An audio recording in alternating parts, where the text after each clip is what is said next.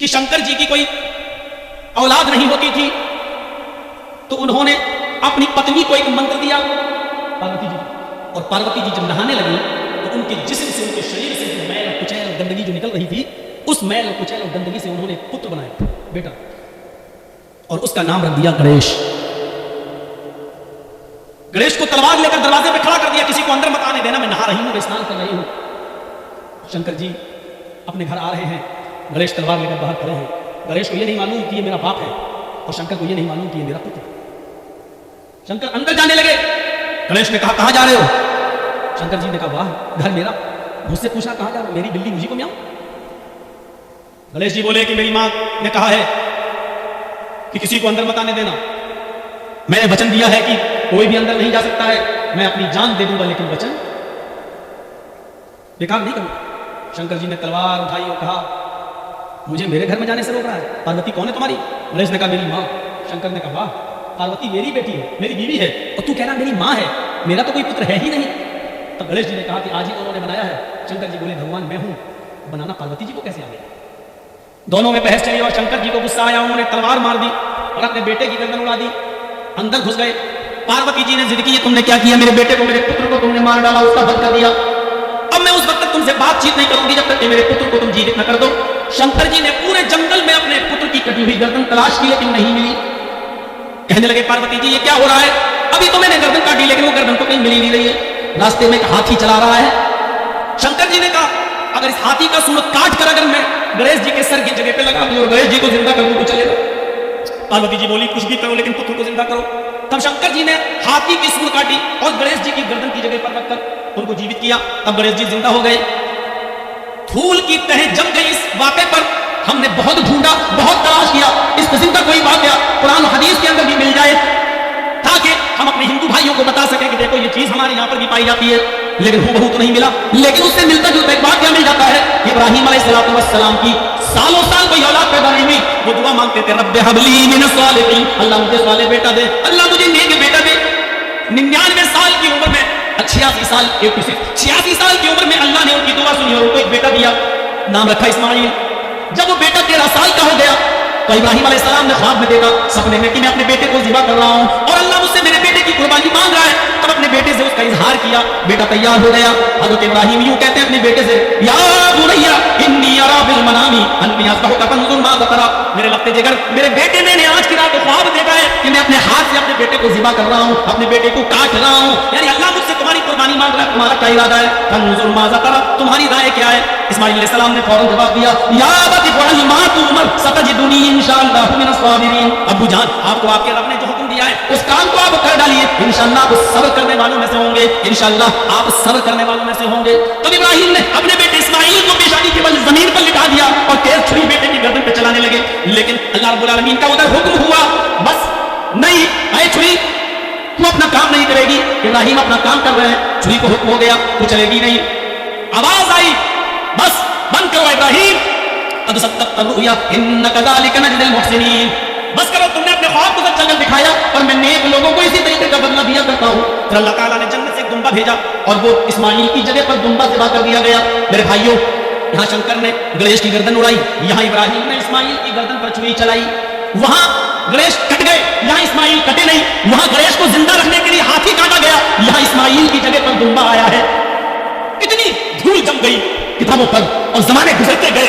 इस वाक़े को जब हम इस हकीकत की रोशनी में जब तलाश करते हैं तो पता चलता है कि किसी न किसी शक्ल में वाक़या कुरान हदीस की किताबों में मौजूद है। जिसको ये शंकर कह रहे हैं हो सकता है हमारे यहाँ वही इब्राहिम अलैहिस्सलाम हो, और जिसको ये गणेश कह रहे हो सकता है हम उन्हीं को इस्माइल अलैहिस्सलाम मानते हो, और जिसको ये पार्वती मानते हैं हो सकता है कि हमारे यहाँ वही हाजरा हो, लेकिन हो सकता है के साथ क्लियर हम भी नहीं कर सकते। इन चीजों के सामने देखिए तो पता चलता है कि हकीकत क्या है। ये धूल कौन साफ करेगा? जो किताबों के जरिए सड़ चुकी है। घर साफ करते हो, कपड़े साफ करते हो, बर्तन साफ करते हो, किताबों पर जो खुराफातों की धूल जम गई है उसे कौन साफ करेगा? अल्लाह ने तुम्हें फिल्टर दिया है, साफ करने की चीज दी है, पाउडर दिया है, और वो है कुरान करीम। इस कुरान करीम की कसौटी पर रखकर उस धूल को साफ कीजिए, हर चीज चमकती हुई सोने की तरह आपके सामने क्लियर होती चली जाएगी। इस्लाम की बुनियाद जिन 5 चीजों पर है, हिंदू धर्म की बुनियाद भी उन्हीं 5 चीजों पर टिकी हुई है। बुनियल इस्लाम वला खम्स शहादती अल्ला इलाहा इल्लल्लाह व अन्न मुहम्मदन रसूलुल्लाह व इकामिस सलाह व ईताइज ज़कात वल हज व सौम रमज़ान। इस्लाम की बुनियाद इन 5 चीजों पर है। शहादती अल्ला इलाहा इल्लल्लाह, इस बात की गवाही दो कि अल्लाह के अलावा कोई माबूद नहीं। व अन्न मुहम्मदन रसूलुल्लाह, और मोहम्मद अल्लाह के रसूल है सल्लल्लाहु अलैहि वसल्लम। व इकामिस सलाह, और नमाज कायम करो। व ईताइज ज़कात, और ज़कात अदा करो। वल हज, और हज करो। व सौम रमज़ान, और रमज़ान मुबारक के पूरे महीने के रोजे रखो। ये इस्लाम की बुनियाद है।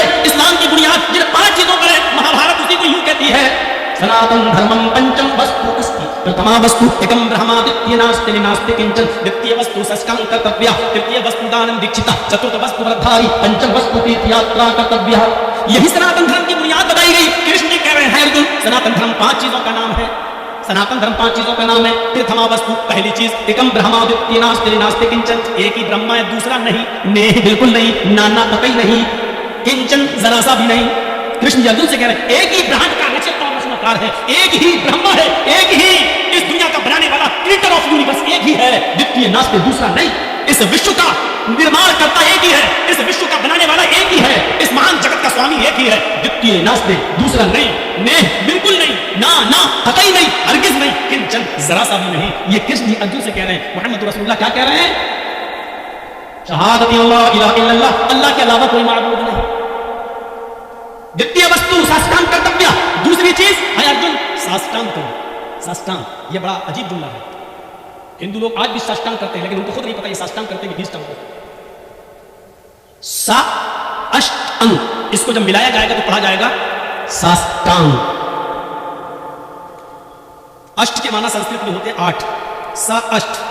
अब मिलाइए तो पढ़ेंगे साष्ट, सा अष्ट यानी साष्ट, 8 के साथ, 8 के साथ अंग, सा अष्ट अंग, साष्टांग, 8 अंगों के साथ धरती पर रखकर, 8 अंगों को धरती पर रखकर ईश्वर को प्रसन्न करो। 8 अंग जमीन पर रख के वो बताए, 8 अंग सिर्फ सजदे में होंगे, बस कोई और दूसरी शक्ल है ही नहीं। सजदे में आप जाइए, माथा और नाक कितना है? 2 हाथ कितना? 4, और दोनों घुटना कितना हुआ? 6, और दोनों पैर। सा अष्ट अंग, कृष्ण जी कह रहे अर्जुन साष्टांग करो यानी सजदा करो, और खुल के कह दो नमाज पढ़ो। पहली चीज, इस ब्रह्मांड का रचयिता और रचनाकार एक है, दूसरा नहीं, यानी एक ही अल्लाह इबादत के लायक है, दूसरा नहीं। दूसरी चीज साष्टांग, 8 अंग यानी सजदा करो। आज भी बड़े बड़े जगह है, बनारस में आ जाइए, इलाहाबाद में आ जाइए, हरिद्वार चले जाइए, पंडित लोग साष्टांग करते पूरा ऐसे लेट जाएंगे, पट। 1-2 पंडितों से मैंने पूछा कि ये क्या कर रहा है? साष्टांग। मैंने कहा साष्टांग की 20 अंग गिनो कितने? तो कहने लगे फिर साष्टांग क्या हुआ? फिर मैंने बताया तुम तो अपने जैसे कहोगे। हक बात तस्लीम कर लेना हर किसी के बस की बात नहीं है, जल्दी कबूल करो।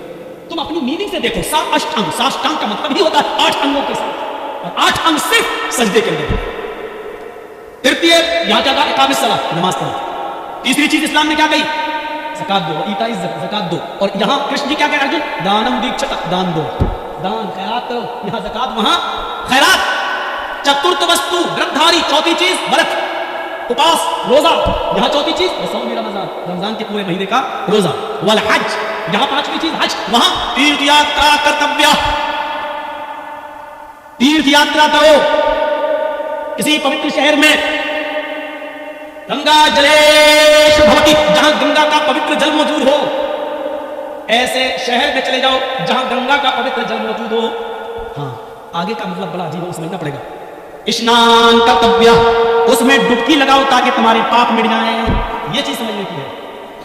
कृष्ण कह रहे हैं 5वीं चीज तीर्थ यात्रा करो, यानी अपना शहर छोड़कर किसी पवित्र शहर चले जाओ, गंगा जलेश भवति, जहां गंगा का पवित्र जल मौजूद हो। स्नानम कर्तव्य, उसमें स्नान करना।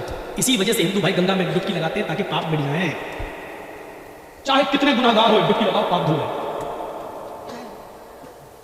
जबकि इसका मतलब यह है किसी ऐसे शहर में चले जाओ जहां गंगा का पवित्र जल मौजूद हो, जहां पानी ऐसा मौजूद हो, और उसमें डुबकी लगाने का मतलब यह कि उस शहर में चले जाओ, गंगा जल में पवित्र शहर में चले जाओ का मतलब यह कि मक्के में चले जाओ, और डुबकी लगाने का मतलब यह है कि मक्के में दाखिल हो जाओ, यानी हज करो।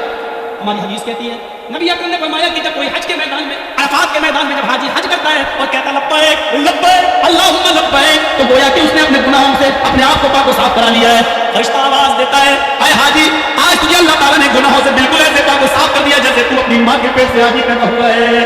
धोबी की भट्टी में जिस तरह कपड़े का मेल कुचैल साफ हो जाता है, उसी तरीके से तेरा भी तेरे गुनाह सब मिट गए। आए हाजी, अपने शहर जाने के बाद, अपने मुल्क में जाने के बाद अपने गुनाहों से फिर से अपनी जिंदगी को काला और स्याह न कर लेना। तो तीर्थ यात्रा का मतलब यह है कि हज कर लो, पवित्र शहर चले जाओ, वरना डुबकी लगाने से गुनाह माफ नहीं होते। माफ करना, अगर डुबकी लगाने से गुनाह माफ होते और पाप मिटते तो वो फिल्म